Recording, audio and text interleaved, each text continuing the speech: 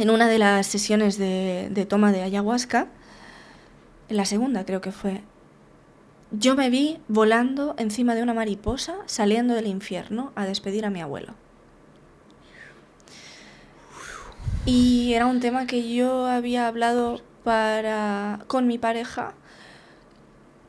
No lo había hablado con mucha gente, pero pensaba que lo tenía hipercerrado. Y no. Aparte de todo el tema de belleza que te he contado y de lo intelectual que te he contado, tengo otro temón, que esto sí que puedo sentir que lo he cerrado bastante, que es la sexualidad. La sexualidad.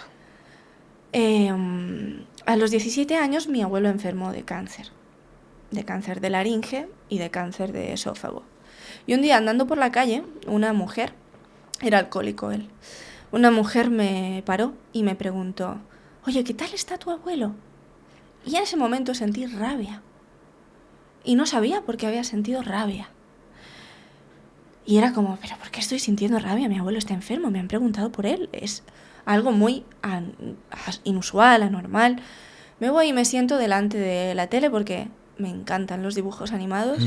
Y hasta ahora sigo viendo dibujitos animados. Estaba viendo no sé qué en la tele y de pronto me viene un recuerdo a los 4 años, pero así de golpe, mientras mi abuelo comía. Además, es que puedo decirte hasta qué comía plátano, mi abuelo no tenía dientes, el ruido de las encías, ¿no?, de cuando comía plátano, que me decía, esto no se lo cuentes a nadie, y me estaba tocando. Y claro, fue un recuerdo que a mí me impactó porque se despertó de golpe. ¿Tocándote? Sí, exacto, me estaba tocando la vulva en este caso. Se me despertó de golpe. Y claro, en ese momento me levanté, fui a mi madre, bendito ese día que mi madre tuvo herramientas a cómo reaccionar a esto, y le dije, mamá, me acaba de pasar esto, acabo de tener este recuerdo de pequeña. ¿Esto es real o me lo estoy imaginando? Mi abuelo aún seguía vivo. Y mi madre se sentó y me dijo, lo siento mucho. Hemos intentado evitar esto, tu padre y yo, desde que naciste. Teníamos ciertas sospechas porque habíamos escuchado de otras situaciones y porque tu padre no se fía de su padre, pero no pensábamos que no había sucedido. Pero no se lo puedes contar a tu padre, porque lo va a matar. Porque mi abuela y mi abuelo tenían una situación muy mala hasta que mi abuelo murió, que es que mi abuelo era alcohólico y maltrataba a mi abuela, pero no físicamente. Y mi padre siempre se ponía en medio, ¿no? Una de las escenas que más recuerdo es yo atando con celo, con cinta adhesiva, las butacas de mi abuelo y mi abuela y decirles, no os vais a levantar de aquí hasta que no os perdonéis. Cuando yo aún no entendía que mi abuelo era alcohólico. Mi abuelo venía a casa con las mejillas rosadas y yo era la niña de sus ojos. A mí nunca me trató mal. Para mí siempre eran las sonrisas, siempre era la voz dulce, siempre era el buen trato. Solo trataba mal a los demás. Entonces yo no tenía la concepción que tenían los demás. Hasta que a los 14 se presentó en casa con un ojo morado y yo le pregunté qué le había pasado.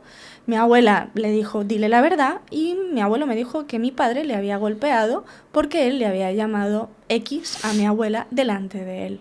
Y ahí, a los 14, fue cuando empecé a entender, ¿no? Pero no fue hasta los 17 que yo, descargué la información, pero así de golpe, ¿no? Y además, con todo lujo de detalles, es que te puedo decir todos los recuerdos, y lo encerré en un cofre.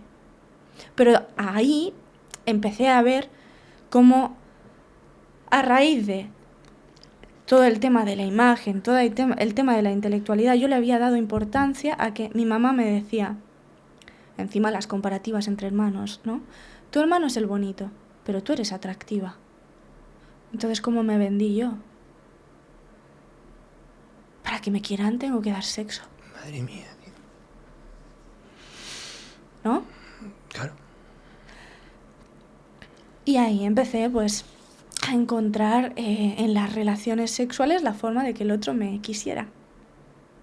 Y no es hasta hace 4 años que yo he conseguido salir de ahí.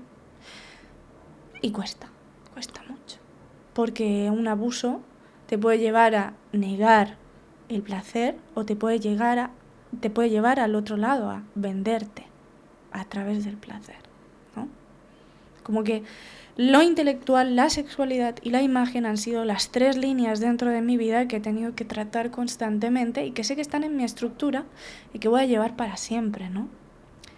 Y la ayahuasca, en este caso, me mostró que ese tema no estaba cerrado. Consideré que con la ayahuasca se había cerrado, había dejado a mi abuelo en el infierno, que se pudriera en el bajo astral, que lo llaman, pero yo no lo trabajé con ninguna psicóloga ni con ninguna terapia, pensando que con una toma de una droga eso habría quedado más que cerrado. Y una mierda.